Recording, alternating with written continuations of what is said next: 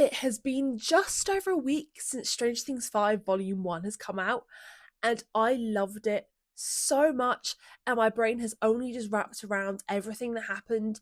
There was so much detail in it, and sort of theories that we can build on, and new things to analyze.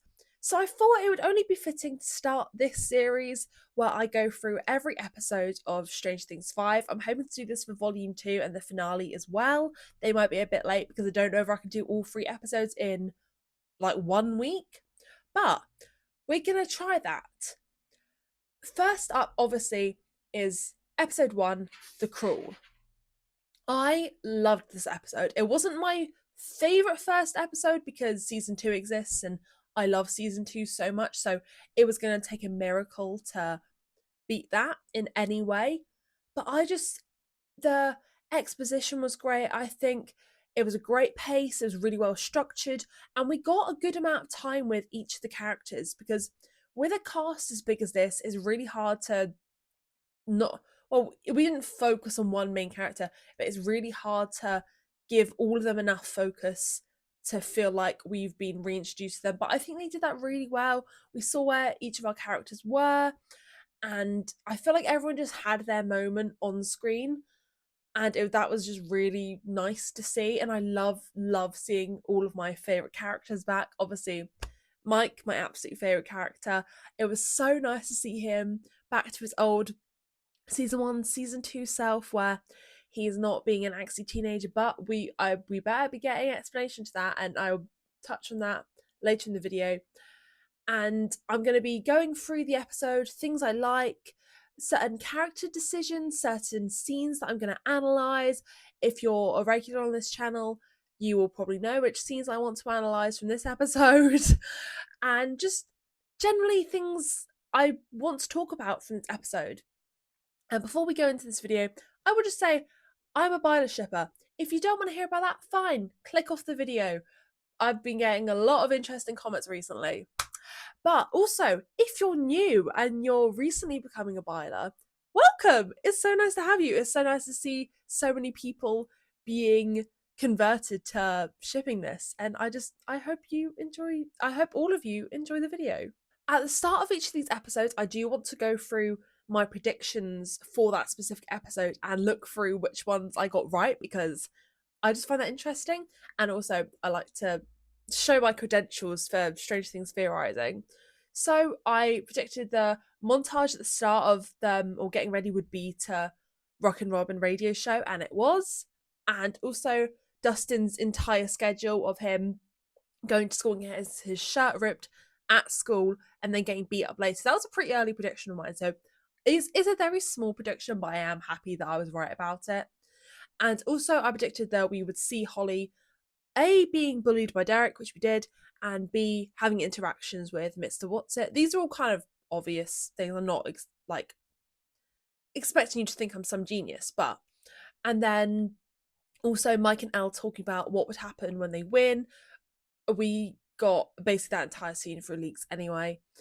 And then Will fainting during the crawl, and then this episode ending with a Demogorgon going to the Wheeler house, which again, I was pleased that they did it that way because it worked so well as a cold open for episode 2.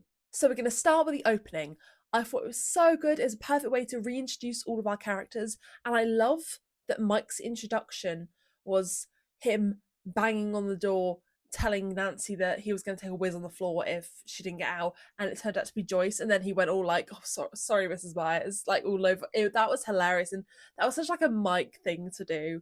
And I think that, like, obviously for the past, like, literally all of the seasons, we've got Mike being late to something, and that's like a kind of being late, but not as explicitly as the others. So I'm kind of curious whether all of him being late were intentional, and whether him not exactly being late is intentional this season. I'm going to be interested to see how this season plays out for what that could mean for the show, or whether it was sort of just a coincidence that every season started with Mike being late to something. And then Holly was reading A Wrinkle in Time, which me and a bunch of other people predicted, and I think this works so well for the season. And helps us almost predict a bit of what's going to happen in volume 2, because it's already been proved to us that A Wrinkle in Time is going to have direct consequences on the plot, because in episode 4, when Holly is speaking to Max, they directly speak about A Wrinkle in Time, and Holly directly compares Vecna's memories that they're stuck into Camazotz, which is the evil planet in that all about conformity. So this explicit mention of Camazotz and Max being Meg's dad, I think Camazotz and the relevance of that could have a double meaning as well. Because in A Wrinkle in Time, we have Meg and Calvin, who are love interests and go to look for Meg's younger brother, Charles, in Camazotz, which obviously is their version of the Upside Down. We already know that Max is Meg's dad, so Max doesn't have to be Meg or Calvin. So I think that shows that Meg and Calvin are going to be paralleled from Mike and Will this season, because obviously Meg, younger brother, Mike, younger sister. Mike and Will could be going to Camazotz to try and help Holly and break Holly out of Camazotz. And because Camazotz is all about conformity, I think that episode 6, obviously that's going to be when Holly and Max escape. It's pretty obvious. But also I think it's going to be cut in between Mike and Will escaping from the conformity that's held them back and has stopped them from being happy together, and Mike might actually reveal his feelings in some way, or at least reveal it to the audience explicitly that he is in love with Will. And I really think, because the Duffers, I feel, do love a double meaning of something, and I think this could work really well, because we all think, well, it's pretty obvious from making that direct comparison in episode 4. Everyone knows what's going to happen in episode 6. So I think there must be a different meaning to that as well, so that something in episode 6 is a surprise to us. Now on to the core 4, who are finally back together. It feels like we very rarely get any scenes just the 4 of them.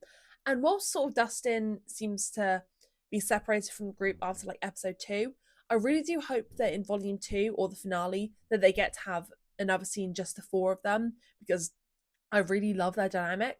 But I also find it really interesting how Dustin's character change this season has really changed like a lot of the dynamic, because Dustin's used to being the one that sort of like readies everyone, makes them feel better, but the rest of the group having to deal with how obviously Dustin, really interesting character choice, is affected by Eddie's death and the grief, and sort of trying to push everyone away from him instead of seeking comfort in everyone, and sort of almost self-sabotaging himself to be miserable because he doesn't think that he deserves to be happy if Eddie's dead. And them sort of being worried about him in the hall, and them all being against Hellfire. Well, not against it, but sort of not wanting to keep it alive because they know the danger that will put them in, and they need to lie low to prioritize killing Vecna. But I think it completely makes sense that most of them don't really know how to deal with it, because obviously they're all young. They've been through so much, but they haven't got the skills to deal with it. And them defending him when he's getting bullied with the Lucas coming up and saying that he's going to kick Andy's balls so hard after Erica did the same thing. And then Mike coming up, and the whole like line about levels of idiocy or whatever it is. Mike is such a little loser and I love it. Like, oh, he's such a nerd, and that was like, I mean, maybe yeah, it was a bit of not great script writing, but it did feel like something that nerdy Mike would say. And whilst we're talking about the core 4, we do need to talk about the scene in the woods, because obviously I love that they're all together, they're all planning out for the crew what they're going to do, and sort of it's good to establish to us that this is something that they've done quite a few times before.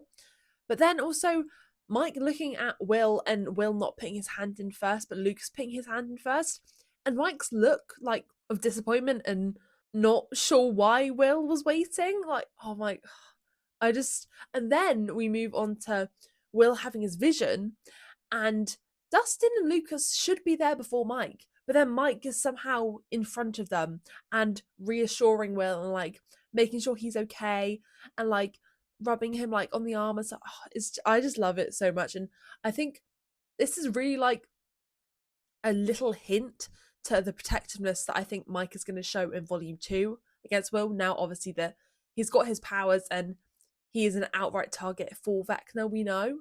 Now let's move on to a focus of Dustin, because he is going to be such an interesting character this season. Again, he's dealing with the grief of Eddie dying, and it's really great to see like this spiteful, reckless version of Dustin that we haven't seen before, and him interacting with bullies, because I feel like the character we've seen interact with bullies most is Mike.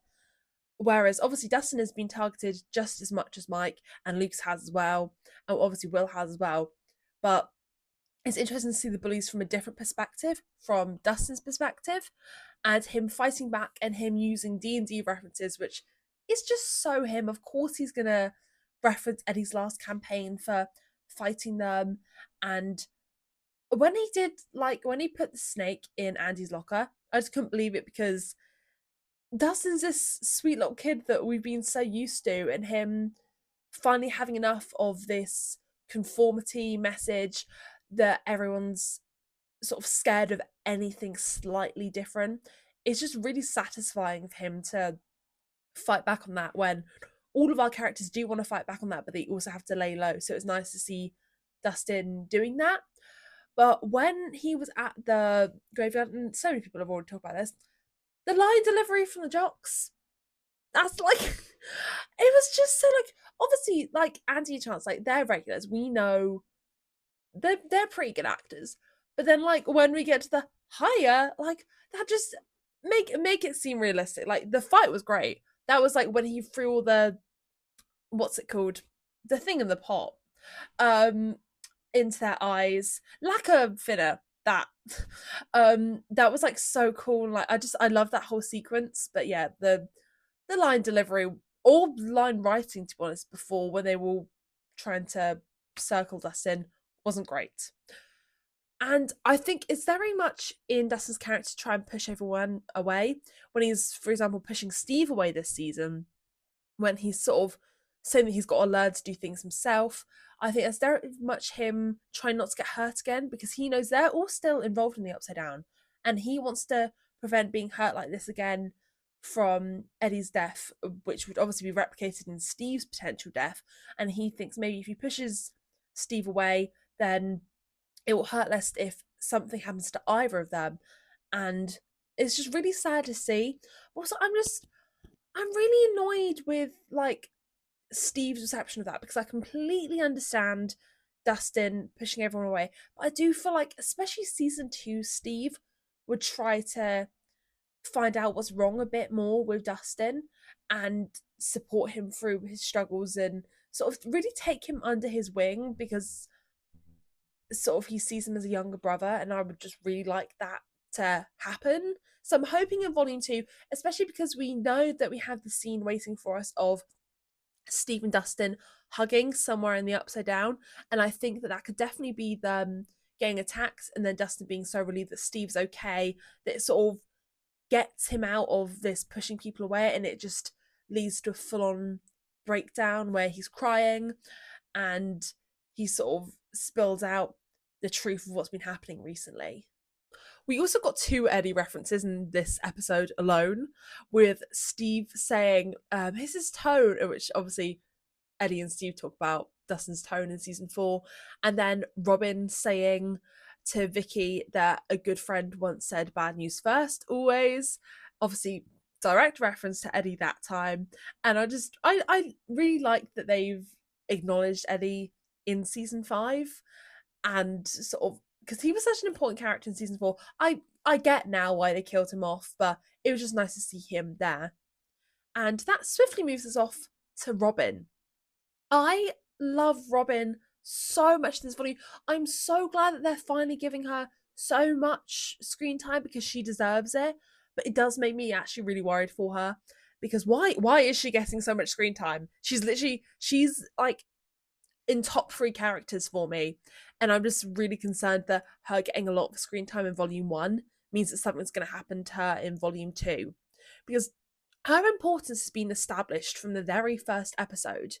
We know that she's the radio host that gives them all their signals, and sort of is very vital to the communication of the group. And this, obviously, we already knew she was a really smart character, but this also really establishes her as a nerdy character, which I love, because of all her music knowledge and movie knowledge that she just has off the top of her head. And I really like her being a radio host because I think it really works to her talkative nature and everything about her. I think it sort of is the perfect role for her in this season and is something she would definitely do. But this importance and being so central to the party comes at a cost, I think, because in the first episode, Steve mentions Robin potentially upsetting the military and how these are very serious people. And whereas, like in the first episode, it could be seen as Steve may be worrying too much, I think this is definitely foreshadowing episode 5, which is called Shock Jock, which is the position that Robin will be in because she's the radio host. And Shock Jock is like a radio host that says something shocking and it causes quite like the outrage. I definitely think that Robin could have that role and may say something to purposefully upset the military because we know that what Robin can say on the radio could upset the military from Steve's line in episode 1. I think she could say something to swerve them away from where Elle really is, maybe, because obviously they're more onto her now, but and also they'll be with Callie, I think. So they'll be doubly looking for her and Callie at the same time. So they need that layer of protection which Robin can provide for them. And I'm really hoping that Robin isn't killed by the military because she's my favorite. I don't want her to die. I don't want her to die. She just can't, in my opinion. And but we also have the scene from a trailer of Robin looking up, and in the signal tower, there's lots of upside down particles. So I perhaps think that that could be related to the whole shock jock thing, and perhaps it's another double meaning in a sense of the escape from Camazotz, where not only is the military after Robin, but also the upside down is after Robin, which puts her doubly in danger. And then we can move on to Robin and Vicky. They were so cute. I love that Robin's finally got a girlfriend, and I love seeing the queer representation on our screens. It was really sweet how she played the song for Vicky and visits her at the hospital. And I just think it's so nice to see Robin in a different dynamic. But I also found it rather interesting that all their development happened off screen. Sure, it's been 18 months, but they could have found some sort of way of making it work. Perhaps Vicky went off to college and then came back or something.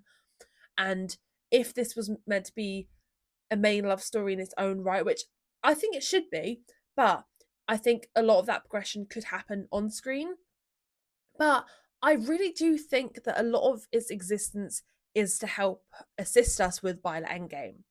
Because Will needs that older gay figure who already knows and already has experienced how to tell if someone likes them back. That is Robin's position for the season because obviously Will is more of a main character than Robin. And this isn't me trying to diminish Robin and Vicky's relationship at all. I think it's really cute and I can't wait to see more. But obviously, it isn't one of our main relationships in the show, purely just because Vicky isn't a main character yet. I think she'll become more important in volume 2 because there's got to be a reason that they introduced her other than being Robin's love interest, I think, anyway. And especially in Amy Beth's introduction video, they said that Vicky was going to be important. So I'm holding out for what's going to be her importance. With Mike being compared to Vicky so much already, I think it's completely likely that Robin and Vicky's relationship is supposed to be a demonstration to Will and Mike that they too can have this happiness in a relationship between them. And as we know, Robin will have scenes with Mike as well. So Robin may be assisting both of them in this journey because they need someone. Because obviously, Jonathan's great to support Will, but they need someone that has actually been through the same things as them and can assist in the development of Violet. Because otherwise, I don't think Will would just work really introspectively and not do anything. And then it'd be difficult to let the story out of Mike and Will getting together as easily. And I really just think that Robin and her previous experience with Vicky really does help in this situation, which moves me on to Will catching them. The hope in his eyes, the fact that he's seen a happy queer couple and realizes himself that he can have that. What is the point of showing Will a happy gay couple if he just can't have that, if it's proved to him that Mike's feelings are unrequited, as he thought in season 4. I'm not sure whether he thinks that anymore, but we will get onto that in probably another video. I'm going to do a Byler specific video, obviously, because that's my passion in life. It's just pointless to show him this example of queer joy to rub it in his face that he can't have that. And him dropping the Coke can really feeds into the motif that the Duffers have constructed here. I think the Duffers really do love motif, and it's great storytelling when you can show something instead of tell. Will could have made any sort of noise bumped into one of the workers at the hospital to alert both Robin and Vicky that he was there, but no, he drops the Coke can. And then later in the volume, in episode 4, we have the pipes bursting when they're trying to protect all the children from Vecna. Those could have been two separate things. And it's set up by Robin that a snowball turns into an avalanche when someone likes you. Those two things are entirely the same thing, just on a bigger scale when it comes to the pipe bursting. They're completely related. They could have been two different things if they weren't meant to be having that symbolism towards Mike and Will's relationship. And also, they could have had literally anyone hold the pipe to stop it from bursting out everywhere. They could have just had Mike doing it or just Will doing it. They didn't have to have them together. They could have got to the end result of all of them being on the army space, because Joyce was also there. So there easily could have been an explanation that they both didn't have to be holding the pipe. It's very much there intentionally to show how Mike and Will's relationship is going to grow this season. And this is the perfect link to talk about our one Malevolent scene in the entire volume.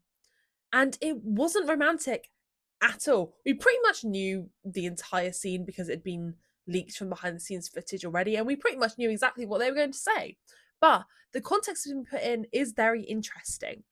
When they reunite, well, initially, when I first watched this scene, when I first started watching the scene, I was quite worried for what it could maybe set up for the season, but I had no need to be. When they reunite, they just hug, they don't kiss. It would have been so easy to put a kiss in there if they were trying to show that they're back to their normal sort of loving relationship that they had. Well, personally, I don't think ever, but that they were presented to have in season 3, but they didn't. They just made it hug that it could be entirely platonic, and also from the point of view that we saw it, they're not lit nicely. Their faces are completely covered in shadows, whereas in our one Byler scene we had in volume 1, they went to extreme lengths to light it beautifully. They were aesthetically pleasing.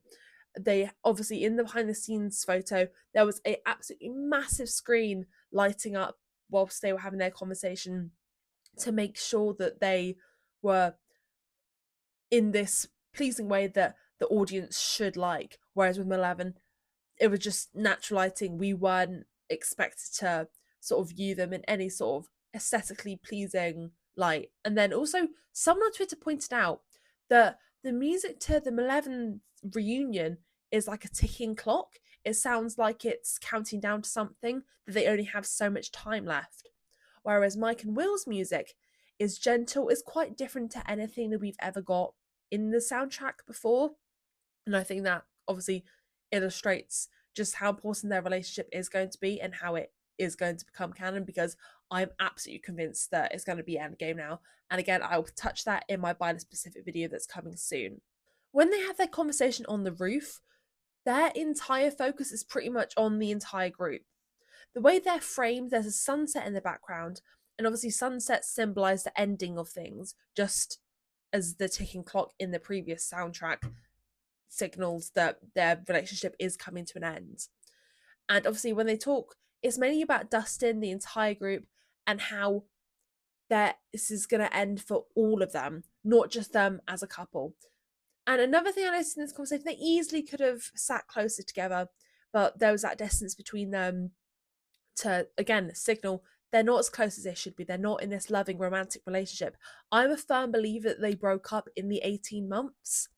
And I think we're going to get a scene in volume 2 recontextualizing that and showing that they have been broken up, because why else would why else would Will say how obvious. Like, this is the guy that single-handedly pieced Mike and Elle's relationship back together in season 4, or at least attempted to.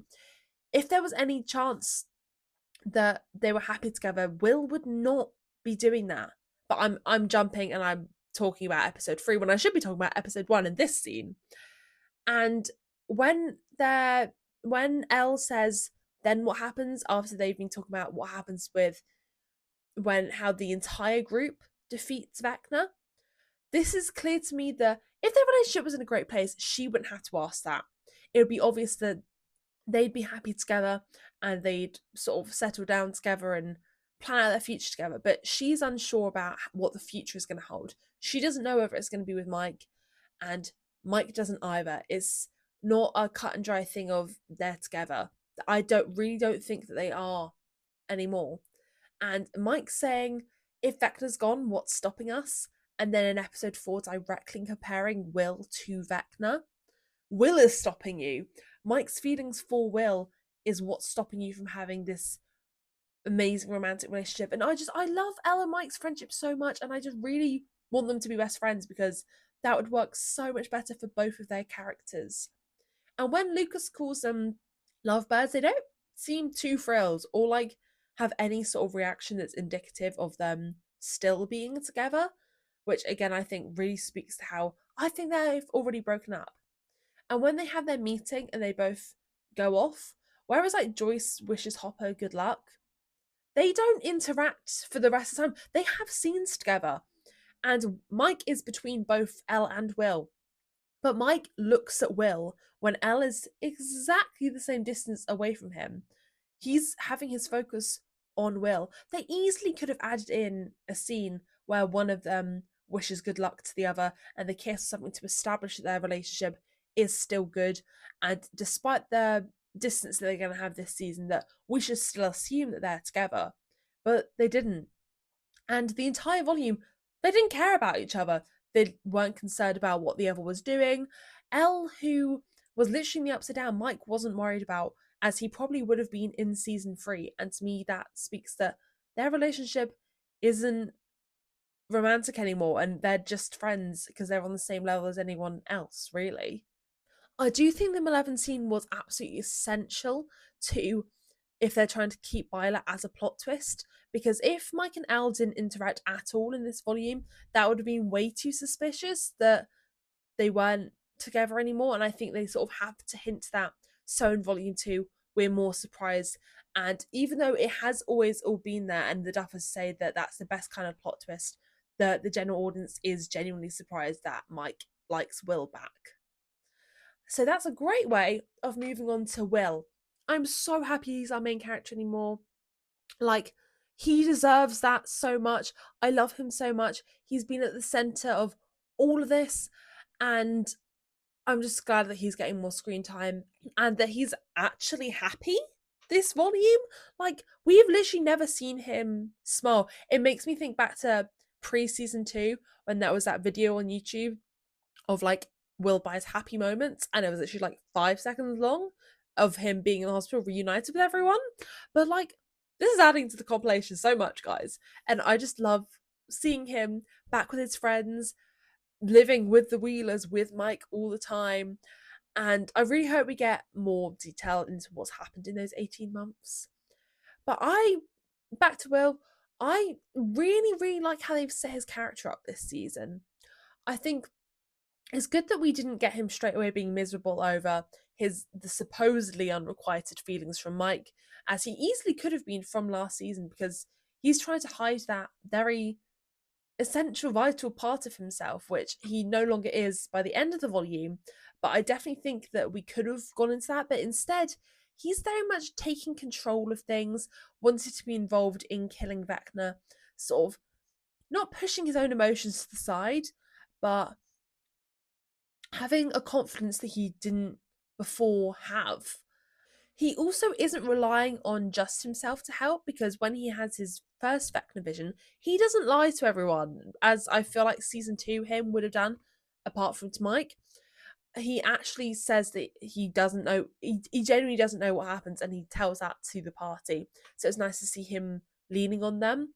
And then the confidence of him being able to go, telling Joyce that he can go into the van and work the wheel, but Jonathan being the glass child and Joyce being like, "Oh, it's too dangerous for you, Will. Jonathan, go." I just feel so sorry for him. We'll get onto Jonathan later because I have so many thoughts about him.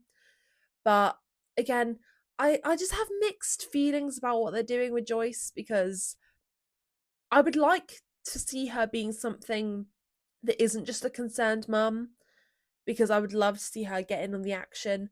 But I do really think it's interesting them exploring her overprotective nature and Will coming into himself and not needing that protection anymore. And because my one wish, well, I have many wishes for season 5, but one of my main wishes for season 5 was that Will finds his confidence that he can defend himself from the upside down and that he doesn't have to constantly rely on others, which I think has already been shown to us in volume 1. And then the last thing about Will, when we found out he was getting, well, we didn't know the Will was getting the demo vision, but when we knew that we would be getting shots from the Demogorgon's point of view, I was kind of a bit unsure because I wasn't sure whether it would look a bit tacky and sort of out of place. But I think it works really well in the context of Will's visions, and I just really like it. And it's really interesting that he can see what's happening almost like before it's happening, and what that can mean for volume 2, and sort of predicting Vecna's every move. So moving on from Will, we can now talk about Jonathan. Please, can we give him a proper plot line? I am he was such a good character in season 1. And from season 1, he has been overlooked and his entire identity is the people he loves. Obviously, it's nice to see him in his relationships with everyone, but I would just love for him to do something in his own right. The first episode, it was very funny to see him competing with Steve, but I don't want that to be happening the whole season, because I think he just has a lot more potential to give. And the way he's been treated by Joyce as well, sort of glass child being put into the danger, whereas sort of she's protecting Will, I definitely think that could set up to his death, because obviously Joyce is worrying about Will, and whilst she's worrying about Will, Jonathan dies. I think that could be really interesting, and I go into more depth of that in my season 5 death predictions. And my one hatred, and again, I'm saying all of this with a very open mind because this is only volume 1, and I will love it if they work this differently in volume 2. But Murray giving him the tape, and it's foreshadowed in episode 1 about it being engaging, and then he opens it in, I think it's episode 2, and there's the ring. That is not consistent with either Jonathan or Nancy's characters.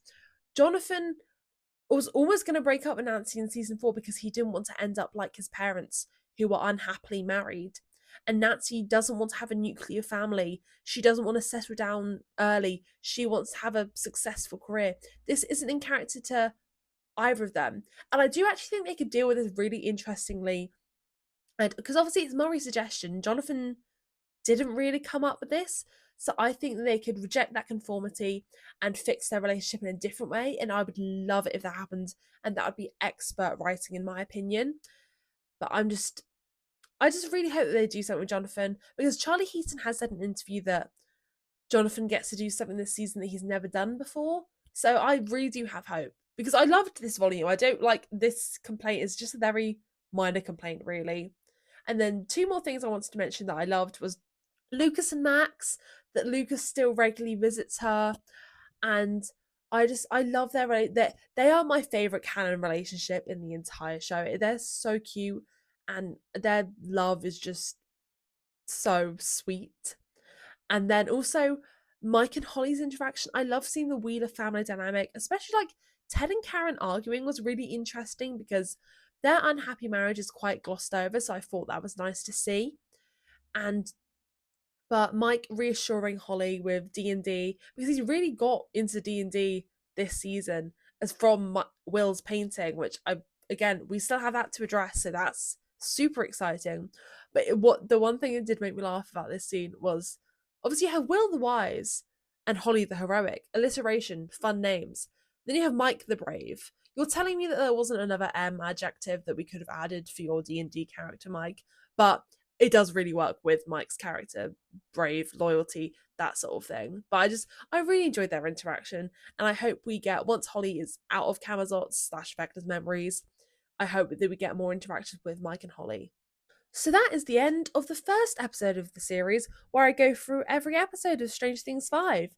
I hope you enjoyed it. It's sort of maybe not as like polished as some of my video essays, but I think there's so many interesting scenes for each episode that it's worth the analysis and worth the discussion, that I really wanted to do this. And I just love talking about strange things.